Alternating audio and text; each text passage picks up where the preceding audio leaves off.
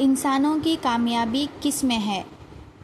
اللہ تعالیٰ کے احکاموں کو ماننے میں انسان کی کامیابی ہے، یعنی کہ جو اللہ تعالیٰ حکم دے اسے ماننے میں ہماری کامیابی ہے اور اسی میں انسانوں کی بھلائی ہے۔ آج ہمارا سبق اسی کے بارے میں ہے۔ اعوذ باللہ من الشیطان الرجیم، بسم اللہ الرحمن الرحیم۔ وَقُلْنَا يَا آدَمُ اسْكُنْ أَنْتَ وَزَوْجُكَ الْجَنَّةَ وَكُلَا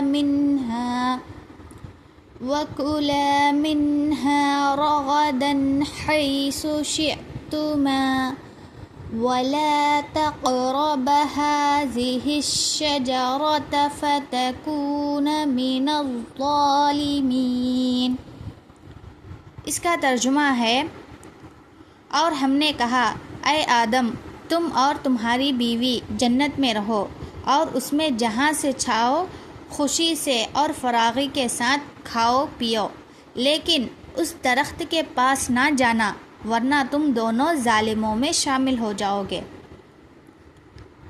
یہاں پر اللہ تعالیٰ نے کہا آدم علیہ السلام سے اور ان کی بیوی سے کہ تم جنت میں خوشی سے جہاں سے چاہو کھاؤ اور پیو، لیکن اس درخت کے پاس نہ جانا ورنہ تم ظالموں میں سے شامل ہو جاؤ گے۔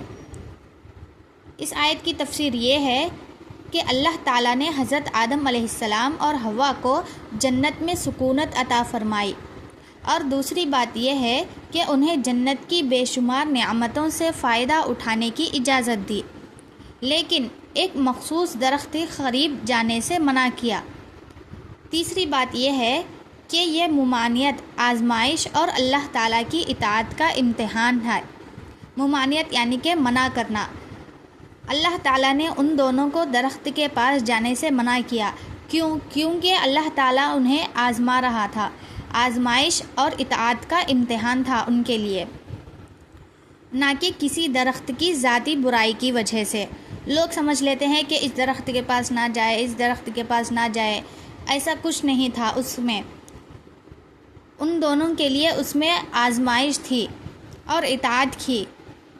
اور چوتھی بات یہ ہے کہ ظالمین سے مراد یہ ہے کہ اگر اللہ کے حکم کی خلاف ورزی کی جائے تو انسان اپنے ہی اوپر ظلم کرتا ہے، کیونکہ اس کا نقصان خود اسی کو پہنچتا ہے۔ اور پانچویں بات یہ ہے کہ اس آیت سے ہمیں یہ سبق حاصل ہوتا ہے کہ اللہ تعالیٰ کے احکام میں انسان کی بھلائی ہے اور بندے کی کامیابی اسی میں ہے کہ وہ اللہ کے حکم کی مکمل اطاعت کرے۔ اسی طرح کی اور بھی ویڈیوز دیکھنے کے لیے اس ویڈیو کو لائک اور چینل کو سبسکرائب ضرور کر لیجئے، تاکہ آپ لوگوں کو اس طرح کی اور بھی ویڈیوز دیکھنے کو ملے اور آپ لوگوں کو قرآن سیکھنے اور سمجھنے کا موقع ملے۔ اللہ حافظ۔ السلام علیکم ورحمۃ اللہ وبرکاتہ۔